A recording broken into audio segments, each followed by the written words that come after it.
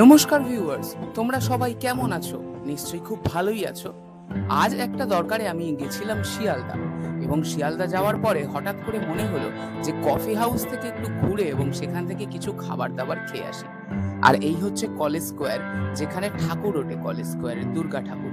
এখান থেকে বাইরে বেরোলেই এর পাশের যে রাস্তা আছে সেখান থেকেই যাওয়া যায় কফি হাউস।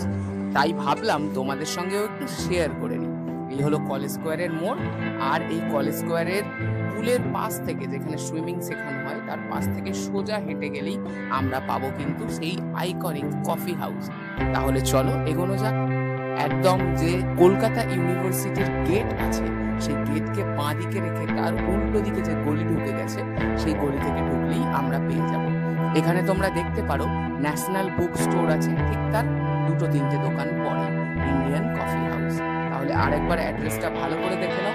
একদম তুমি সামনেই পাবে কলকাতা ইউনিভার্সিটির গেট, আর তার সামনের গলিতেই ঠিক দুটো তিনটে দোকান পরেই দেখতে পাবে ইন্ডিয়ান কফি হাউসের বোর্ড দেওয়া।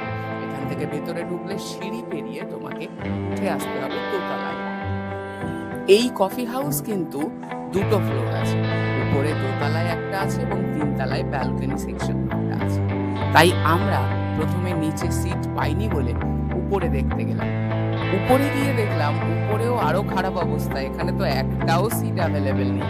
কিন্তু উপর থেকে নিচের দৃশ্যটা দেখতে কিন্তু খুব দারুণ লাগছে, তাই নিচের দৃশ্যটাকে একটু উঁকি ঝুঁকি মেরে দেখে নিলাম, আর তারপরে আবার চলে এলাম নিচে, কারণ নিচে তবু একটা দুটো সিট অ্যাভেলেবেল ছিল সেই সময়। এই কফি হাউসের জনপ্রিয়তা শুধু বাঙালি নয় বা ভারতীয় নয়, বিদেশিদের কাছেও কিন্তু প্রচুর। আর এইখানে আসলে এই কফি হাউসের টেস্ট উপভোগ করার জন্য বিদেশিরাও কিন্তু হামেশাই চলে আসে। দেখো, আমরা নিচে সিটে এসে বসতেই সামনে থেকে দেখলাম প্রচুর ফরেনাররা এখানে এসেছেন এই কফি হাউসের অথেন্টিক ফুড ট্রাই করার জন্য এবং এর ঐতিহ্যকে দেখার জন্য চাক্ষুষভাবে। তো এইবার কিছু খাবার দাবার অর্ডার করা যাক, তার দাম সম্বন্ধে এবং টেস্ট সম্বন্ধে তোমাদেরকে বলবো। আমরা অর্ডার করেছি ব্ল্যাক কফি বা ফিউশন, তার সঙ্গে ভেজ পাকোড়া, আর তার সঙ্গে মিক্সড চাউমিন। এইখানের মিক্সড চাউমিনের বিশেষত্ব হলো মিক্সড চাউমিনের মধ্যে ভেজিটেবলস, ডিম, চিকেন বা মুরগির মাংস তো থাকছে, তার সঙ্গে থাকছে কিন্তু মাটন। আর এইটাই আমার মনকে একেবারে টেনে নিল এইটা অর্ডার করার জন্য। দেখো, এটাকে যদি ভালো করে সামনে থেকে দেখাই, ডিম, চিকেন, মাটনে কিন্তু ঠাসা। আর এই যেগুলো দেখছো লাল লাল, এগুলোই কিন্তু মাটন। বেশ ভালো, মানে ডিম এবং মাটন দিয়ে পুরো ঠাসা চাউমিনটা, এই নয় যে ওপরে ছড়ানো। আমি ভেতরে ভালো করে নাড়িয়ে চাড়িয়ে ঘেটে দেখলাম, ভালোই এখানে চিকেন, ডিম এবং মাটন দেওয়া আছে। আর এরপরে অর্ডার করে দিয়েছিলাম এখানকার আইকনিক ফিশ কবিরাজি। এই ফিশ কবিরাজি কিন্তু ভেটকি মাছের ফিলে দিয়ে তৈরি করা হয়, তাই খুব এক্সাইটেড ছিলাম। আর এইটা কিন্তু এখানকার সিগনেচার আইটেম, মানে এইটা খুব সেল হয়, হট সেলিং আইটেম। তাই ফিশ কবিরাজিটা নেওয়ার সাথে সাথেই এটাকে বললাম যে কেটে দেখাও ভিতরে কেমন মাছ আছে, দেখি কতটা পরিমাণ মাছ আছে। তা দেখলাম মাছটা মোটামুটি ভালোই আছে, খারাপ না।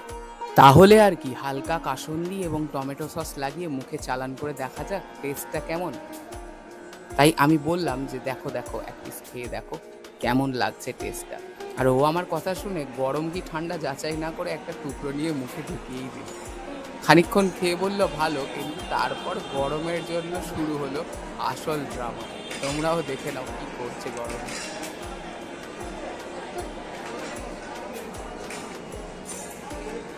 কেমন টেস্ট, কেমন টেস্ট? এখানে মেনু কার্ড দিয়ে দিলাম, তোমরা কিন্তু সবকিছুর দাম ভালো করে দেখে নিও। আর একটা কথা অবশ্যই বলবো যে ব্যালকনিতে কিন্তু দামটা একটু বেশি, নিচে একটু কম। তাহলে আজ এই পর্যন্তই, দেখা হচ্ছে অন্য ভিডিওতে। সাবস্ক্রাইব করতে ভুলো না কিন্তু, আর লাইক করে নিও। টাটা।